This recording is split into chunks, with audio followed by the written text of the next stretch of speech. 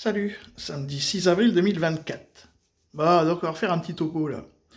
Donc, vous avez vu qu'en Israël, eux, pour l'instant, avec les Américains, je parle, ils sont emmerdés.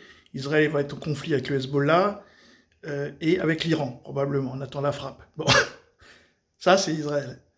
Je parle même pas des Houthis. Hein. Bon. Et puis il y a donc l'Ukraine. Alors l'Ukraine, il y a un petit souci, c'est que Anthony Blinken a été très clair, hein, en disant qu'il n'y aura pas de soldats de l'OTAN en Ukraine et il n'y aura pas de soldats américains en Ukraine. D'une certaine manière, ça ferme un peu le débat.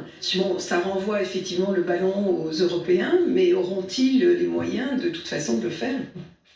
Alors, pendant... Voilà, donc nous on sait que si on retire l'OTAN, il n'y a pas les moyens. Sauf que notre petit Roquet, hein, lui il est missionné parce que lui il a l'arme nucléaire.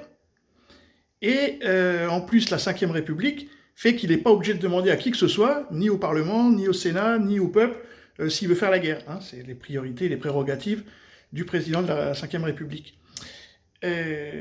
Donc, du coup, c'est compliqué. Parce qu'il veut y aller seul, avec l'appui de l'arme nucléaire, de la Pologne, des Pays-Baltes et tout ça. Donc, on va voir. Donc, le problème, c'est qu'on est obligé, si on veut y aller, je parle des Européens, donc la France, la Pologne, les Pays-Baltes, Norvège, peut-être un peu d'anglais, il faut aller dans cette guerre-là. Et lui, il explique, le mec, que bon, voilà quoi. Moi, dans mes 42 ans de passé de vie militaire, on s'entraînait plutôt à la guerre de contre-insurrection, le petit groupe voilà, qui se bat dans la jungle et tout ça, voilà. Mais là, les guerres de tranchées, non pas du tout. Alors on savait bien que si les soviétiques avaient attaqué la France, on n'aurait pas eu le temps de creuser beaucoup de tranchées, hein, puisqu'on avait prévu de tenir 3 jours en Allemagne. Après, il y aurait eu une frappe très stratégique nucléaire sur les soviétiques. Et donc, on aurait ensuite vu ce qui se serait passé.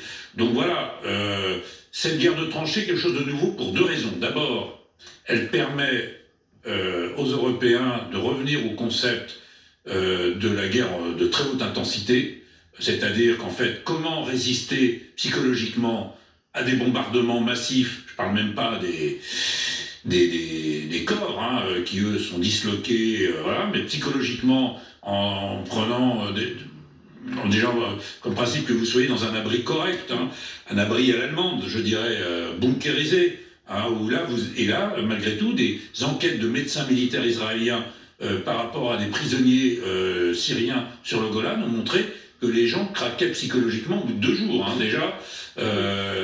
Et quand on vient au débarquement, les Allemands, qui ont bien tenu physiquement pendant la première journée à Omaha Beach, eh bien, ont eu du mal, dans la durée, à rester dans leur bunker. D'où l'intérêt de s'entraîner, vous. Vous voyez? Et là, il n'y a même pas de bunker, là. On parle de tranchées avec des bombes de 3 tonnes. Donc ça n'a aucun intérêt, parce que les Allemands, ils n'avaient pas des bombes de 3 tonnes.